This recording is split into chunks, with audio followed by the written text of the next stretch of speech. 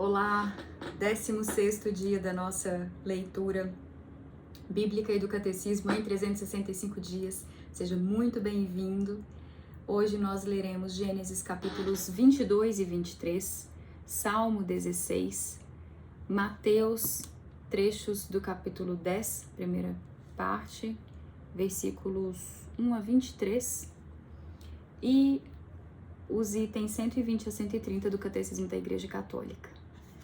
Em nome do Pai, do Filho e do Espírito Santo. Amém. Que sejamos iluminados, guiados para a interpretação da Palavra de Deus pela luz do Espírito Santo. Amém.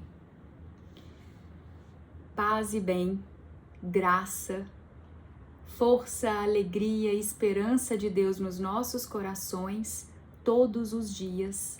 Amém. Gênesis capítulo 22. O sacrifício de Abraão. Depois desses acontecimentos, sucedeu que Deus pôs Abraão à prova e lhe disse: Abraão, ele respondeu: Eis-me aqui. Deus disse: Toma teu filho, teu único, que amas, Isaque, e vai à terra de Moriá, e lá o ofertarás em holocausto sobre uma montanha que eu te indicarei. Abraão se levantou cedo, selou seu jumento e tomou consigo 2 de seus servos e seu filho Isaque. Ele rachou a lenha do holocausto e se pôs a caminho para o lugar que Deus lhe havia indicado. No 3º dia, Abraão, levantando os olhos, viu de longe o lugar. Abraão disse a seus servos: Permanecei aqui com o jumento. Eu e o menino iremos até lá, adoraremos e voltaremos a vós. Abraão tomou a lenha do holocausto e a colocou sobre seu filho Isaque, tendo ele mesmo tomado nas mãos o fogo e o cutelo, e foram-se os 2 juntos. Isaque dirigiu-se a seu pai Abraão e disse: Meu pai? Ele respondeu: Sim, meu filho. Eis o fogo e a lenha, retomou ele, mas onde está o cordeiro para o holocausto? Abraão respondeu: É Deus quem proverá o cordeiro, meu filho, para o holocausto. E foram-se os 2 juntos. Quando chegaram ao lugar que Deus lhe indicara, Abraão construiu o altar, dispôs a lenha, depois amarrou seu filho Isaque e o colocou sobre o altar, em cima da lenha.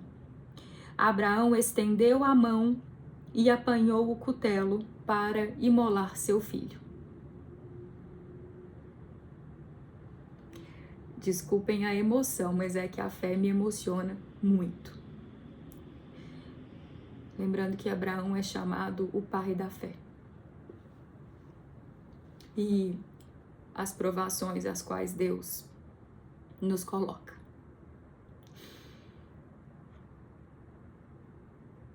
Quanto maior a missão, maior a provação. É muito importante a gente se lembrar disso, porque Jesus deixou também, né, esse ensinamento do caminho, do que Deus pode nos cobrar para as construções dele, para além de nós. Todos os grandes patriarcas foram submetidos a grandes provações, os profetas, né? Todas as grandes forças de Deus, as maiores que passaram pela terra, passaram sendo muito exigidos na fé, na persistência da fé, na fé, apesar das mais duras provações. Mesmo estando na presença de Deus, né? Obediência e serviço. Amém. Continuando. Mas o anjo de Yahvé o chamou do céu e disse: Abraão, Abraão. Ele respondeu: Eis-me aqui. O anjo disse: Não estendas a mão contra o menino, não lhe faças nenhum mal. Agora sei que temes a Deus. Tu não me recusaste teu filho, teu único. Abraão ergueu os olhos e viu um cordeiro preso pelos chifres num arbusto. Abraão foi pegar o cordeiro e o ofereceu em holocausto no lugar do seu filho. A este lugar Abraão deu o nome de Yahvé proverá. Yahvé proverá. De sorte que se diz hoje, sobre a montanha, Yahvé proverá. Me lembrei agora que Jesus nos manda subir a montanha quando nós percebêssemos os sinais. Sobre a montanha, Yahvé provê. É muito lindo, gente. Desculpem os comentários. Compartilhando emoção pela fé, pelas belezas das verdades de Deus. São muito inspiradoras. O anjo de Yahvé chamou uma segunda vez a Abraão do céu, dizendo: Juro por mim mesmo, palavra de Yahvé, porque me disseste isso, porque não me recusaste teu filho, teu único, eu te cumularei de bênçãos. Eu te darei uma posteridade tão numerosa quanto as estrelas do céu e quanto a areia que está na praia do mar. E tua posteridade conquistará a porta de seus inimigos.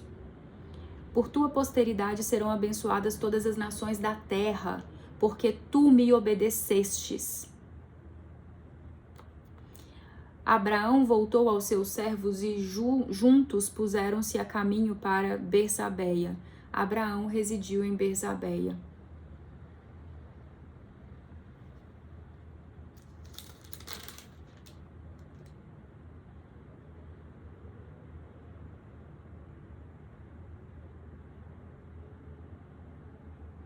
Só vou ressaltar aqui, retomando versículo 9, até um pouco à frente, que é dito, o anjo do Senhor falou, né? Em nome de Deus, né? Representando Deus, como mensageiro de Deus. Quando chegaram ao lugar que Deus lhe indicara, Abraão construiu o altar, dispôs a lenha, depois amarrou seu filho Isaque e o colocou sobre o altar em cima da lenha. Abraão estendeu a mão e apanhou o cutelo para imolar seu filho. Mas o anjo de Yahvé o chamou do céu e disse: Abraão, Abraão. Ele respondeu: Eis-me aqui. O anjo disse: Não estendas a mão contra o menino, não lhe faças nenhum mal. Agora sei que temes a Deus. Tu não me recusaste teu filho, teu único. Abraão ergueu os olhos e viu um cordeiro preso pelos chifres num arbusto. Abraão foi pegar o cordeiro e o ofereceu em holocausto no lugar de seu filho. A este lugar Abraão deu o nome de Yahvé proverá, de sorte que se diz hoje, sobre a montanha Yahvé proverá. O anjo de Yahvé chamou uma segunda vez a Abraão do céu, dizendo: Juro por mim mesmo, palavra de Yahvé, porque me fizeste isso, porque não me recusaste teu filho, teu único.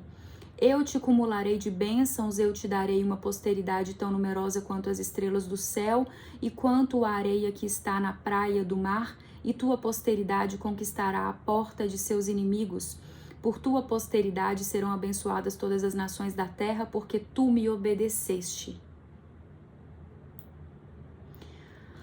E aqui eu vou abrir uma reflexão, porque isso é muito importante hoje em dia.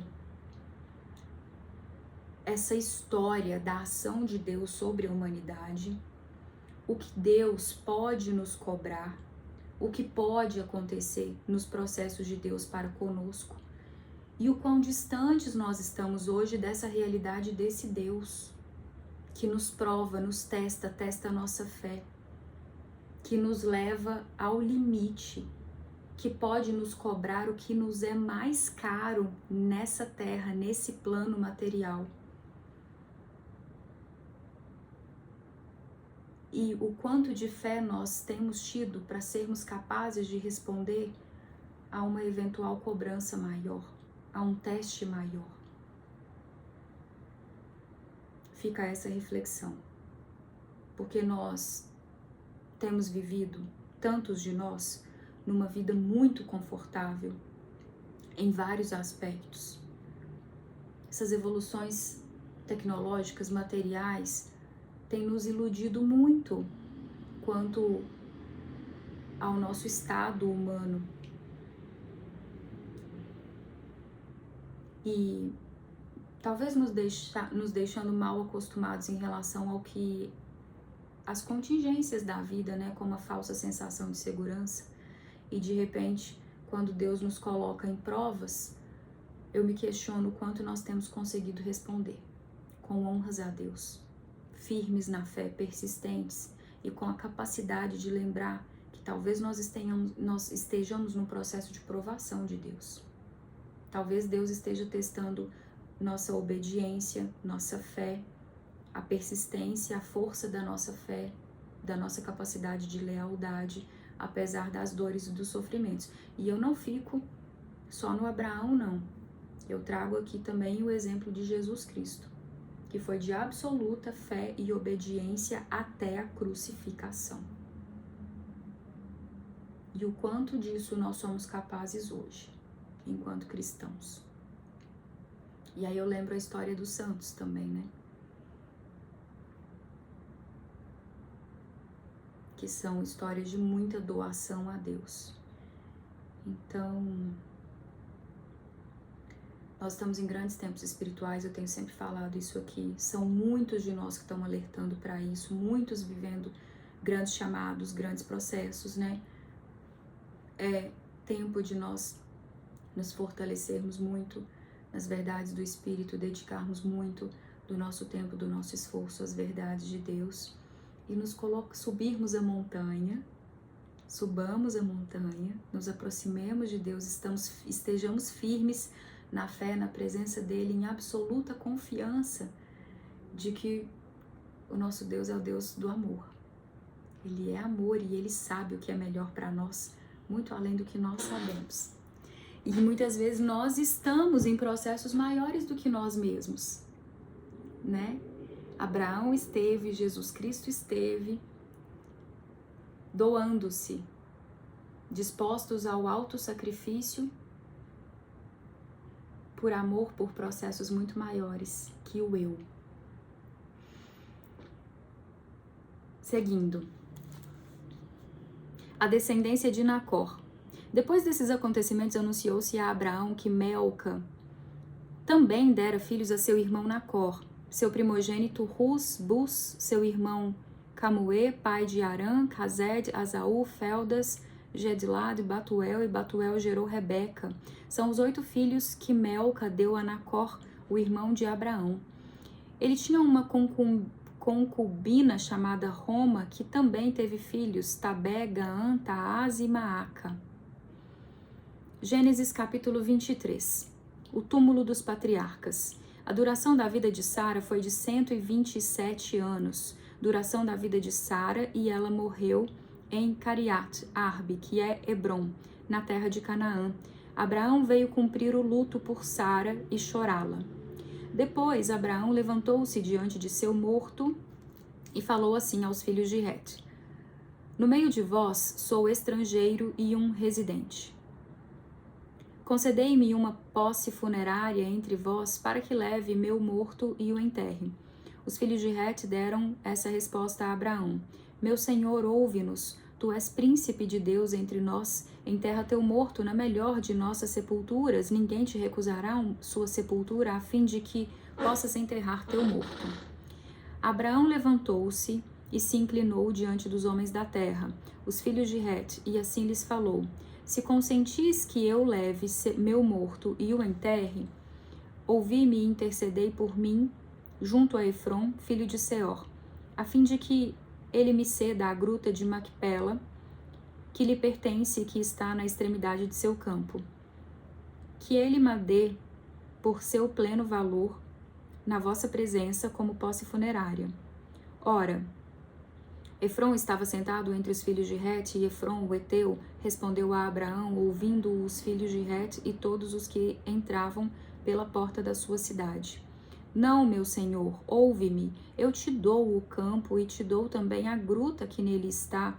faço-te este dom na presença dos filhos de meu povo, enterra teu morto. Abraão se inclinou diante dos homens da terra e assim falou a Efrom diante dos homens da terra: se concordas, ouve-me, eu te peço. Darei o preço do campo, aceita-o de mim, e lá enterrarei meu morto. Efrom respondeu a Abraão: meu senhor, ouve-me, uma terra de 400 ciclos de prata, o que é isso entre mim e ti? Enterra teu morto. Abraão deu seu consentimento a Efrom. Abraão pesou para Efrom o dinheiro de que falara diante dos filhos de Het, 400 ciclos de prata corrente entre os mercadores. Desculpem.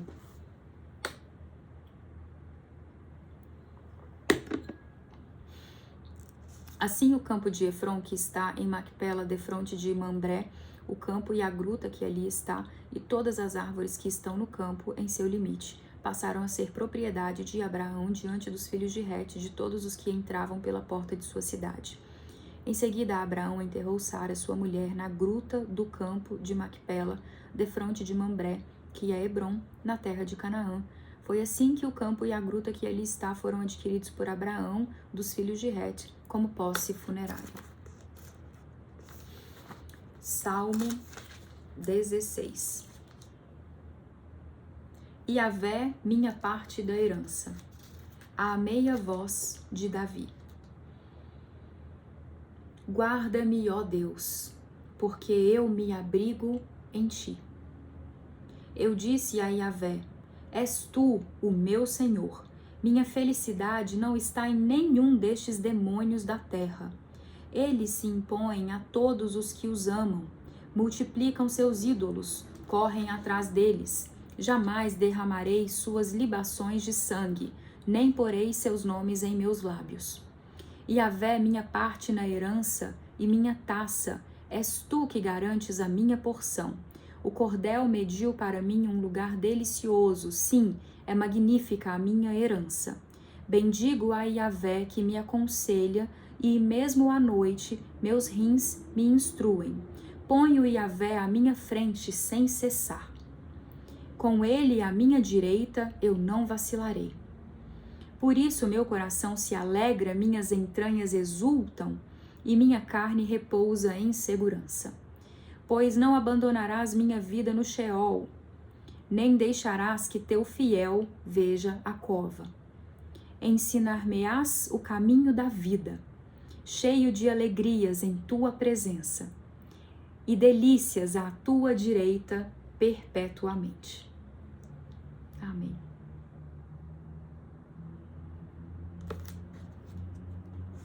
Mateus, capítulo 10, versículos 1 a 23. Discurso apostólico. Missão dos 12. Chamou os 12 discípulos e deu-lhes a autoridade de expulsar os espíritos impuros e de curar toda sorte de males e enfermidades. Estes são os nomes dos 12 apóstolos. Primeiro, Simão, também chamado Pedro, e André, seu irmão, Tiago, filho de Zebedeu, e João, seu irmão, Filipe e Bartolomeu, Tomé e Mateus, o publicano, Tiago, o filho de Alfeu, e Tadeu, Simão, o zelota, e Judas Iscariotes, aquele que o entregou. Jesus enviou esses 12 com essas recomendações: não tomeis o caminho dos gentios, nem entreis em cidade de samaritanos. Dirigi-vos antes às ovelhas perdidas da casa de Israel. Dirigindo-vos a elas, proclamai que o reino dos céus está próximo. Curai os doentes, ressuscitai os mortos, purificai os leprosos, expulsai os demônios. De graça recebestes, de graça dai. Não leveis ouro, nem prata, nem cobre, nem vossos cintos, nem alforge para o caminho, nem 2 túnicas, nem sandálias, nem cajado, pois o operário é digno do seu sustento. Quando entrardes numa cidade ou num povoado, procurai saber se alguém que seja digno. procurai saber de alguém que seja digno, e permanecei ali até vos retirardes do lugar. Ao entrardes na casa, saudai-a. E se for digna, desça a vossa paz sobre ela. Se não for digna, volte a vós a vossa paz. Mas se alguém não vos recebe e não dá ouvidos às vossas palavras, saí daquela casa ou daquela cidade e sacudi o pó de vossos pés. Em verdade vos digo, no dia do julgamento haverá menos rigor para Sodoma e Gomorra do que para aquela cidade. Eis que vos envio como ovelhas entre lobos. Por isso sede prudentes, como as serpentes, e sem malícia, como as pombas. Os missionários serão perseguidos. Guardai-vos dos homens, eles vos entregarão aos sinédrios, e vos flagelarão em suas sinagogas. E por causa de mim, sereis conduzidos à presença de governadores e de reis para dar testemunho perante eles e perante as nações. Quando vos entregarem, não fiquei preocupados em saber como ou o que haveis de falar. Naquele momento vos será indicado o que deveis falar, porque não sereis vós quem falareis, mas o Espírito de vosso Pai. É Ele que falará em vós. O irmão entregará o irmão à morte, e o pai entregará o filho. Os filhos se levantarão contra os pais e os farão morrer, e sereis odiados por todos por causa do meu nome. Aquele, porém, que perseverar até o fim, esse será salvo. Quando vos perseguirem numa cidade, fugi para outra. E se vos perseguirem nesta, tornai a fugir para a terceira. Em verdade vos digo que não acabareis de percorrer as cidades de Israel até que venha o Filho do Homem. Amém.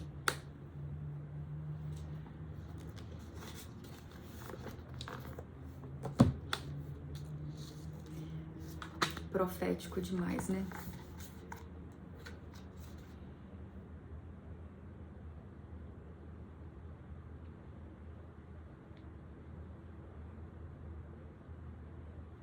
Tem um documentário, não, é uma espécie de documentário. Brasil Paralelo, eu já indiquei aqui em vídeos anteriores. Só que esse só é um curso, na verdade. Ele só está disponível para assinatura mais ampla de quem assina Brasil Paralelo. A última vez que eu vi estava custando R$59 por mês. É chamado Perseguição Religiosa. É muito bom. Eu assisti e faz um panorama assim, de vários casos no mundo de evidências de perseguição contra cristãos. Atuais. Inclusive, eles levantam um plano de alteração do texto bíblico.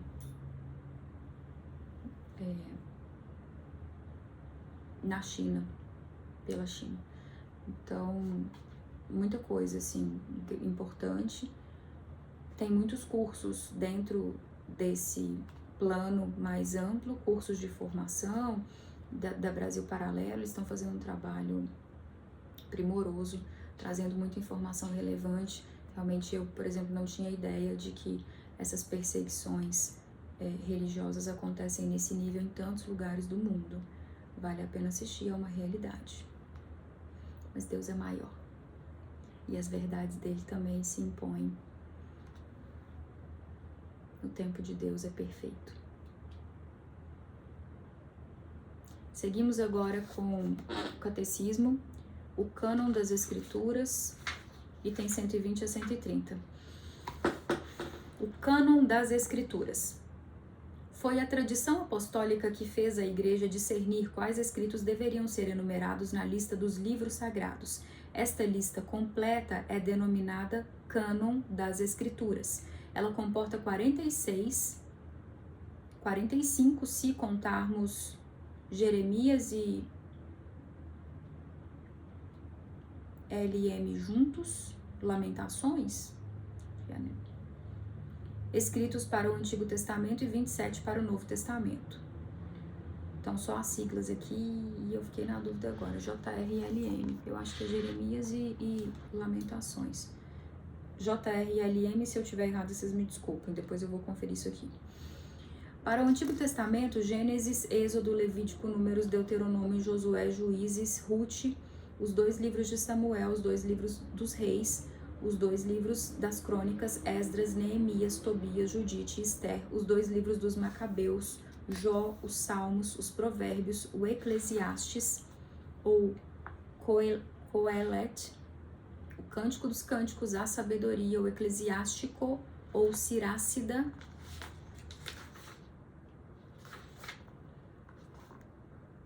e atenção que tem Eclesiastes e Eclesiástico. Isaías, Jeremias, as Lamentações, é isso mesmo.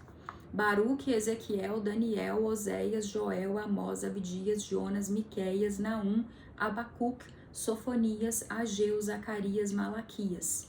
Para o Novo Testamento, os evangelhos de Mateus, de Marcos, de Lucas e de João, os Atos dos Apóstolos, as epístolas de São Paulo aos Romanos, a primeira e a segunda aos Coríntios, aos Gálatas, aos Efésios, aos Filipenses, aos Colossenses, a primeira e a segunda aos Tessalonicenses, a primeira e a segunda a Timóteo, a Tito, a Filemon, a epístola dos Hebreus, a epístola de Tiago, a primeira e a segunda epístolas de Pedro, as 3 epístolas de João, a epístola de Judas e o Apocalipse. O Antigo Testamento.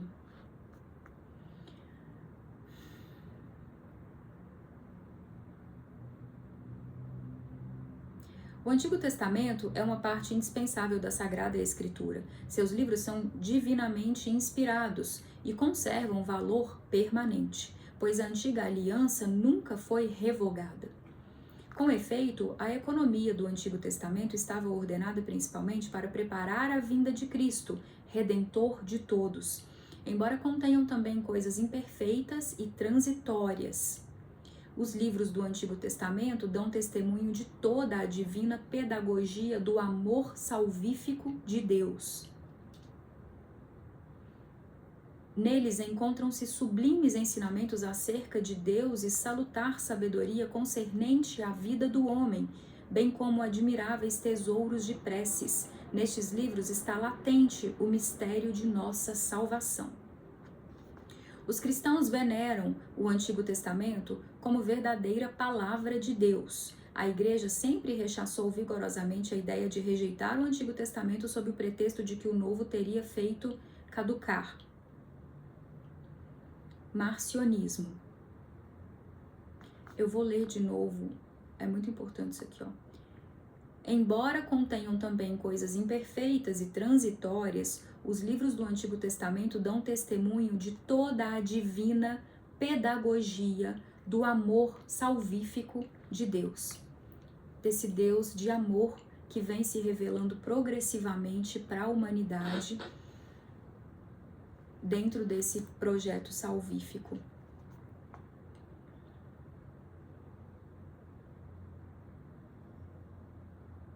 Alfa e Ômega, Apocalipse.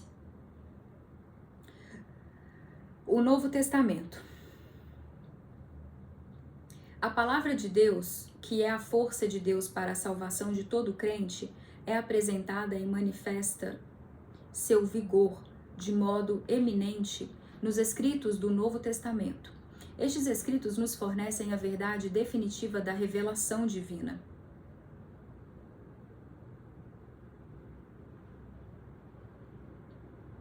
Seu objetivo central é Jesus Cristo, o Filho de Deus encarnado, seus atos, ensinamentos, paixão e glorificação. assim como os inícios de sua igreja sob a ação do Espírito Santo. Os evangelhos são o coração de todas as escrituras, uma vez que constituem o principal testemunho da vida e da doutrina do Verbo encarnado como Salvador. Na formação dos evangelhos podemos distinguir 3 etapas: a vida e o ensinamento de Jesus. A igreja defende firmemente que os 4 evangelhos, cuja historicidade afirma sem hesitação, transmitem fielmente aquilo que Jesus, Filho de Deus, ao viver entre os homens, realmente fez e ensinou para a eterna salvação deles, até o dia em que foi elevado. A tradição oral, o que o Senhor dissera e fizera os apóstolos após a ascensão do Senhor, transmitiram aos ouvintes com aquela compreensão mais plena de que desfrutavam, instruídos que foram pelos gloriosos acontecimentos de Cristo e esclarecidos pela luz do Espírito da verdade. Os evangelhos escritos.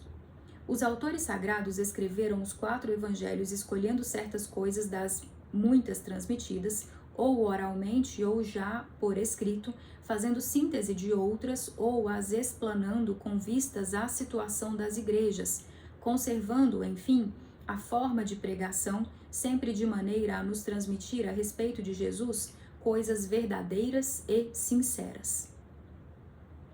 O evangelho quadriforme ocupa na igreja um lugar único, como atestam a veneração que lhe tributa a liturgia e o atrativo incomparável que desde sempre tem exercido sobre os santos. Não existe nenhuma doutrina que seja melhor, mais precisa e mais esplêndida que o texto do evangelho. Vede e retende o que nosso Senhor e Mestre, Cristo, ensinou com suas palavras e realizou com seus atos. É, acima de tudo, o Evangelho que me ocupa durante as minhas orações. Nele encontro tudo o que é necessário para minha pobre alma. Descubro nele sempre novas luzes, sentidos escondidos e misteriosos. A unidade entre o Antigo e o Novo Testamento. A Igreja, já nos tempos apostólicos e depois constantemente em sua tradição, iluminou a unidade do plano divino nos 2 testamentos graças à tipologia.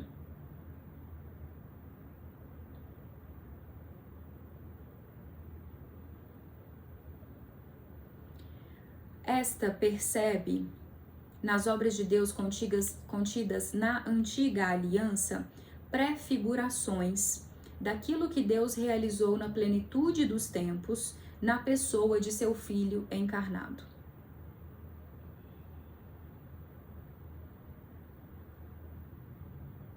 Então, atenção a isso aqui, prefigurações que já estavam relatadas biblicamente do que seriam revelados, do que seria revelado, que Jesus revelaria quando ele passou. Por isso os cristãos leem o Antigo Testamento à luz de Cristo, morto e ressuscitado. Esta leitura tipológica manifesta o conteúdo inesgotável do Antigo Testamento. Ela não deve levar ao esquecimento de que este conserva seu valor próprio de revelação, que nosso Senhor mesmo reafirmou. Igualmente, o Novo Testamento exige ser lido à luz do Antigo. A catequese cristã primitiva recorre constantemente a ele. Segundo um adágio antigo, o Novo Testamento está escondido no Antigo, ao passo que o Antigo é desvendado no Novo. A tipologia exprime o dinamismo em direção ao cumprimento do plano divino, quando Deus seja tudo em todos. Assim, a vocação dos patriarcas e o êxodo do Egito, por exemplo, não perdem seu valor próprio no plano de Deus, pelo fato de serem, ao mesmo tempo, etapas intermediárias deste plano. Finalizadas as leituras sugeridas, e eu gostaria de comentar, eu me lembrei, por exemplo, nesse documentário, nesse curso que eu citei, que é chamado Perseguição Religiosa, está dentro dos cursos da Brasil Paralelo, quando ele fala, quem ministra, eu não lembro não memorizei o nome dele, mas ele é um advogado com formação religiosa, assim, com especialização nessas questões religiosas, e ele cita aqui nesse projeto aí de alteração do texto bíblico, por exemplo, na situação em que eles perguntam a Jesus sobre o que seria o julgamento, né, da prostituta, que nessa nova versão que eles teriam a intenção de fazer, ao invés de Jesus dizer quem não tem pecado que atire a primeira pedra, que ele atiraria a pedra. Então, são coisas graves, né? Assim, muito, muito graves. E Deus é maior que isso tudo. Mas realmente eu recomendo muito Brasil Paralelo. Tem opções de planos, né? Tem os mais em conta. No modelo mais simples, você já consegue acessar os originais BP, que são de um valor inestimável em termos educação, conteúdo de educação e de entretenimento. É muito bem feito, de uma forma gostosa de assistir, sobre temas que são cruciais para o nosso momento sociocultural e religioso, espiritual.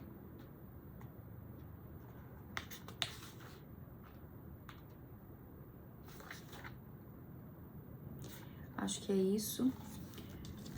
E até a próxima. Finalizamos por hoje.